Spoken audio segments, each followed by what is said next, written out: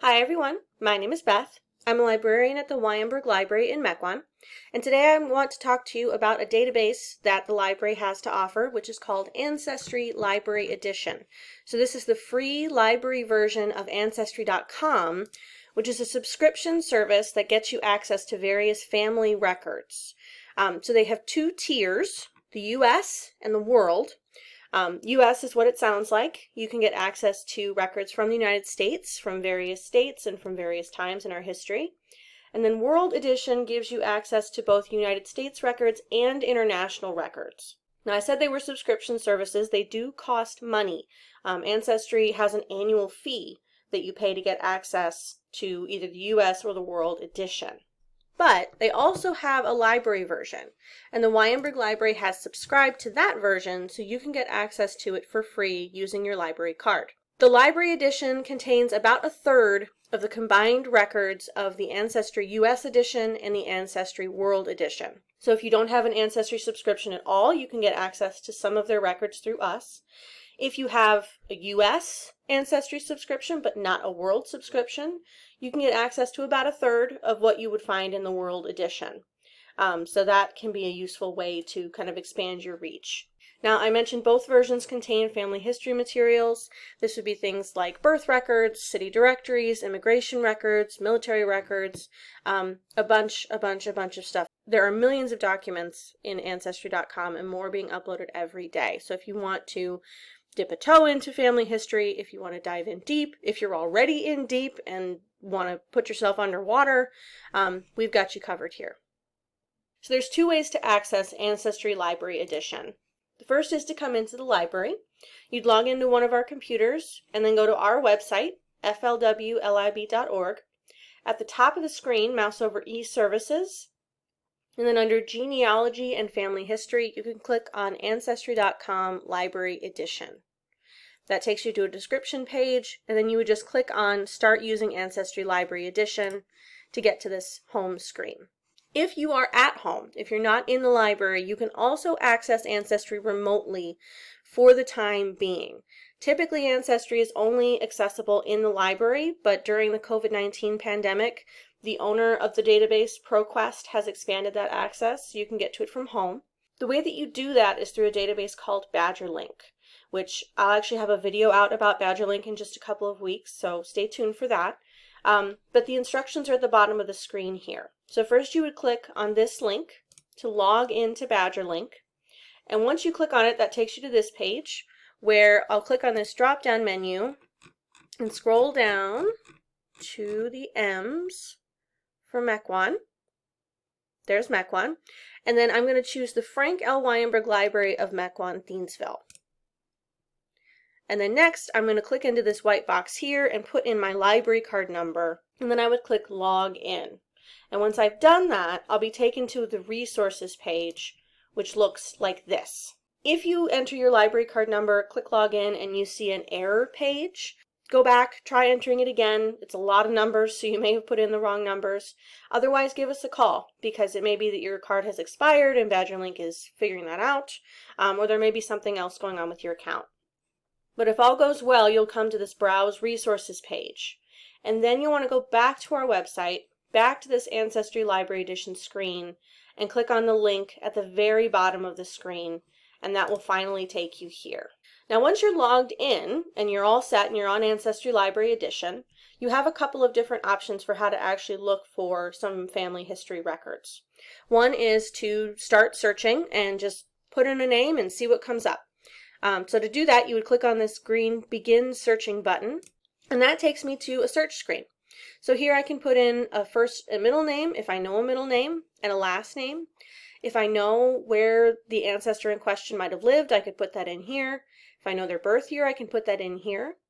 I can also click Show More Options to put in even more details and really narrow down my results to make sure I'm getting things about the right people. So I could add an event if I know about when they were born or where they lived or, something that happened in their life. I can also indicate whether or not they have particular family members.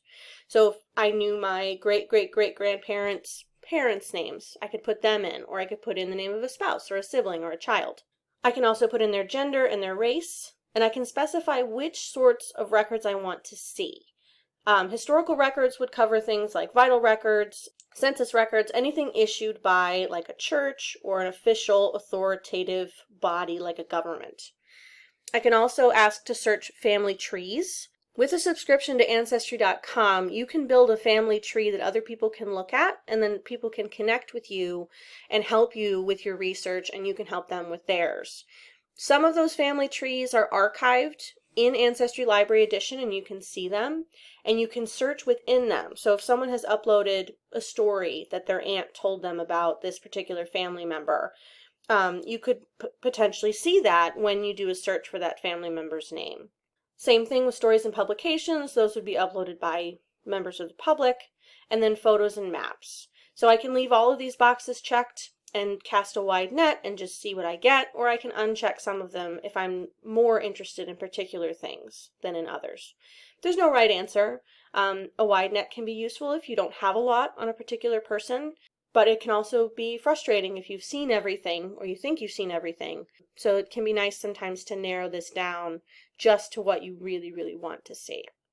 So I'm going to go ahead and look for my great-grandfather Otto Hutter, who I know lived in Milwaukee. And once I type in Milwaukee, I do get a drop-down with some other options. So I can say Milwaukee County, I can say Milwaukee the city, which is where I want to be. Apparently there's a Milwaukee in Washington County, didn't know that. And there's a Milwaukee in North Carolina, but none of those are right. I want this first one. Milwaukee, Milwaukee County, Wisconsin, USA. I don't know when he was born, so I'm going to leave that blank. But I do know that he had a spouse named Rose Hutter. You'll notice now that I have put various entries in these various boxes, I have other options. So I have this exact box. If I just do the search right now, Ancestry is going to cast a really wide net. It's going to find me every single record in its collection that mentions anything like Otto Hutter. It might be spelled this way, it might be spelled another way, it might just sound like this. He might have been in Milwaukee, he might not have been. He might have been married to Rose, he might not have been. So this would be the most basic search that I could possibly do. And that's useful. It's useful when you're first starting out to do a really wide search, because you don't know if Otto was always his name. Maybe he changed his name at some point. Maybe he started spelling it differently, or people started referring to him by a nickname. And you won't find him if you just say Otto and click exact, right? But you can also say Otto, exact, and things that sound like Otto, things that are similar to Otto, initials like O. And Ancestry will try to be as specific or not as you indicate. But you can also just leave these blank to cast the widest search possible. And now that I have everything selected that I want, I'm going to click search. So this is what the results screen looks like. And before I get into the actual results, I'm going to show you some of these filters on the left over here. So right up in this box, I can go ahead and edit the search from here. If I want to add more details about Otto, like if I see something that makes sense, if I see, oh, I have a birth date for him now, I could say edit and go back and add that birth date and start getting more specific results. I can also, from here, change how exact and how broad my search is for these various options that I chose. So if I'm not getting super helpful results with a broad search for Otto, I could click on this circle and drag it to the right to start getting more exact and specific. So all the way to the right is the most exact, and then I can work my way back to the most broad. I can also filter by the category of the record in question.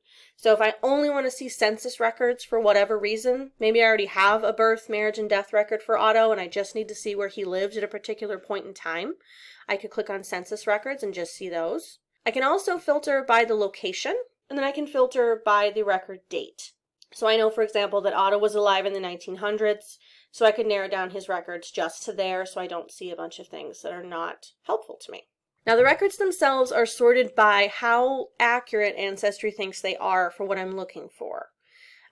So beside each record, I can see a little description of the record and a description of the person, which helps me know at a glance if it's actually relevant. This first one looks like it is. I know his name was Otto. I know he was born in Germany from previous research. He came over in 1925. That tracks. I have the ship's manifest for the ship he came over on. And then I know that he was living in Milwaukee. I can see here that this is from the 1930 United States Federal Census. If I mouse over it, I get a closer description of what is in this census record. So it tells me his birth year, which is what he would have told the census taker based on how old he was at the time, where he was born, whether or not he's married, his address, various other details. And then most importantly, at the bottom here, I have the members of his household. And this is key because I know all of these people's names, and they are who I would expect to be living with him at the time. So we have his wife, Rose, his sons, Alois, Frank, and Herman, and then his daughters, Rosa, Anna, Elizabeth, and Ruth. Ruth was my grandmother. Now, if I wanted to see and save this record because it looks like something that's relevant to my family, it looks like something that is correct and tells me something about them that maybe I didn't know before, I can go up here and say View Image. That will take me to an actual scan of the census record. I've got columns up at the top that tell me what all these details are, and if I scroll down, there's Otto highlighted at the bottom. Now he is on his own line because we ran out of space on this sheet, so I can click the arrow to the right here to go to the next page. And there is Rose and all the other children.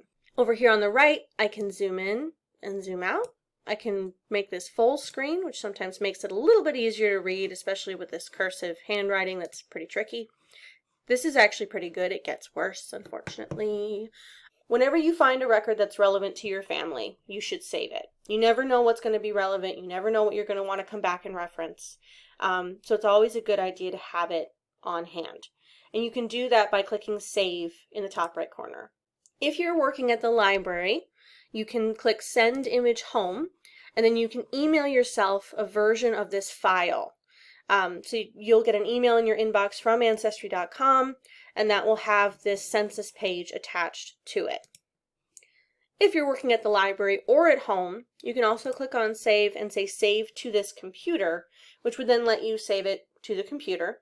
And at the library, you could also save it onto a flash drive, or you could save it to the computer and then again email it to yourself so you have it at home once you get home. So that is how to search for people in Ancestry.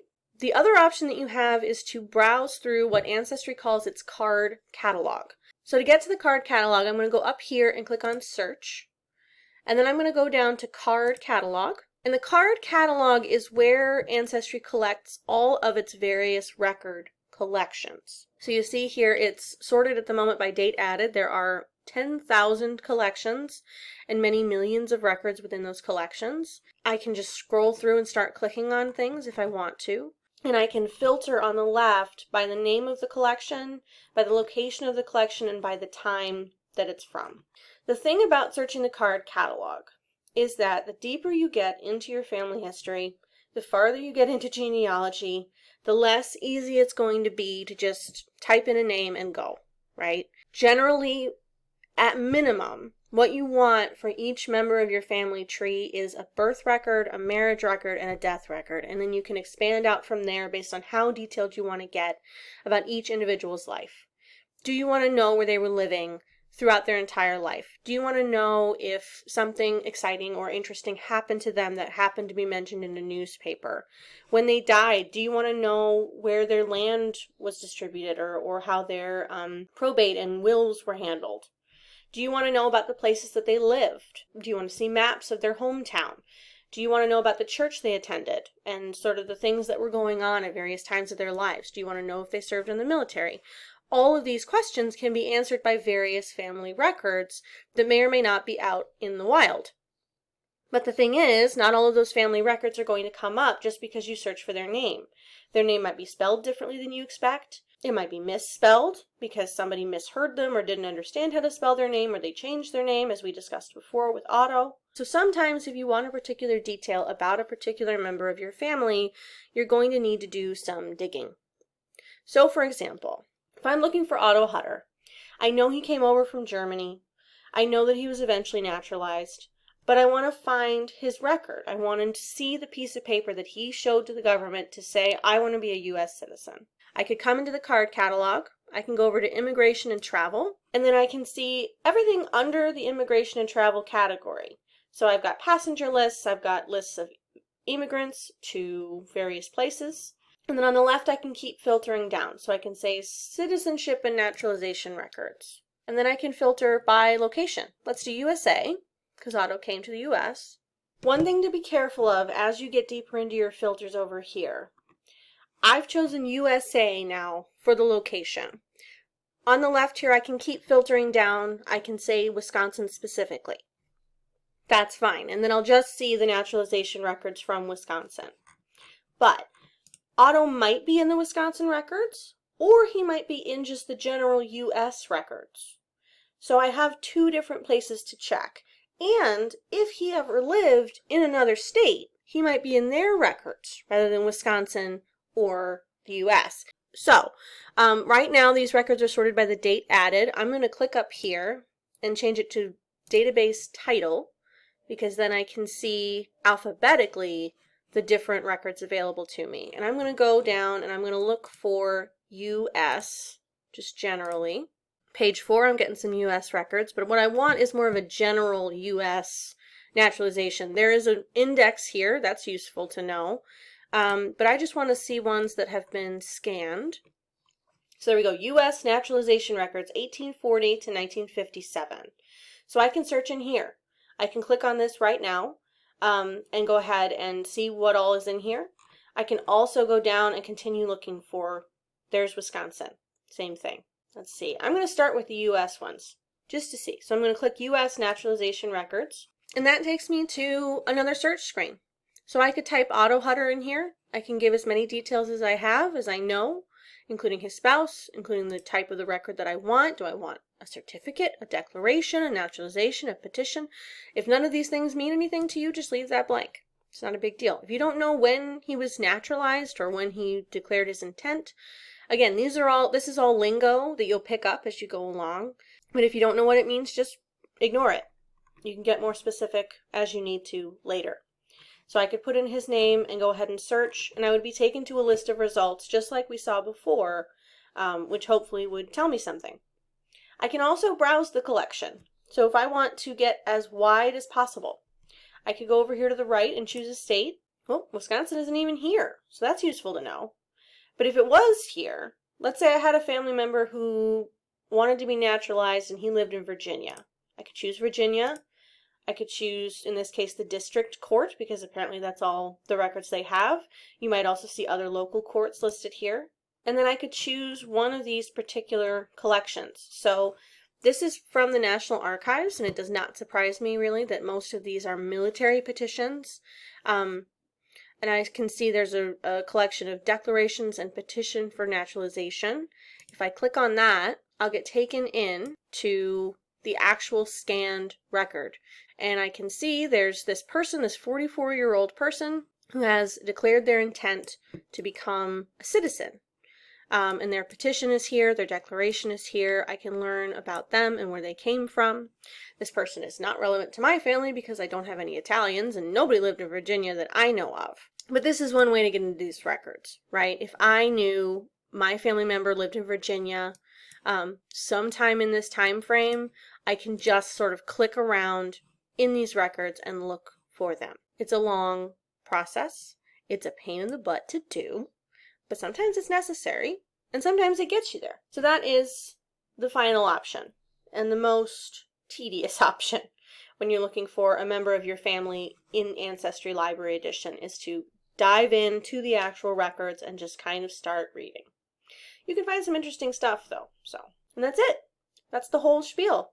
So as always, the handout is linked in the description below. My contact information is on it. If you have questions, I would love to talk to you. Just a quick plug here, I will mention that we do have a genealogy interest group. So if you're interested in learning more about your family history, if you're interested in talking about it with other folks who know what they're doing, we generally meet the last Thursday of the month. With COVID and everything, we're doing virtual meetings. So in September, on September 24th, Thursday, September 24th at 2 o'clock, we're going to be showing a webinar from the Family History Library about 4 major genealogy websites like Ancestry. That'll compare and contrast them and talk about their strengths and their weaknesses when it comes to finding your family history. And then in October, we will meet on October 29th at 2 p.m. via Zoom. If you go to our website, there is a link to register for that. And then in November, we'll meet on November 19th, again at 2 p.m., again on Zoom. One other thing I'll mention, on our website we have some other genealogy resources you can take advantage of. Under e-services, if you click on genealogy and family history, you can learn a little bit more about the databases that we have access to, and then you can get to our family history records guide and our genealogy resource guide. The Family History Records Guide makes suggestions for different categories of genealogical information you can look for. So it says if you want to know when someone died, check this website, check here, look at this. And then the Genealogy Resource Guide talks about major genealogy hubs like Ancestry.com, as well as local resources like the historical societies and record centers in our area. And then we have one other genealogy database called Jewish Data. This is a compilation of specifically Jewish genealogy resources, including photographs of tombstones, scans from various family histories, and it can only be used at the library in person. So we do have computers available, the building is open, you can come in and use our computers for up to 3 hours at a time and access Jewish Data as well as Ancestry Library Edition. Thank you for joining me. I hope that this was helpful, and I will see you again on September 4th.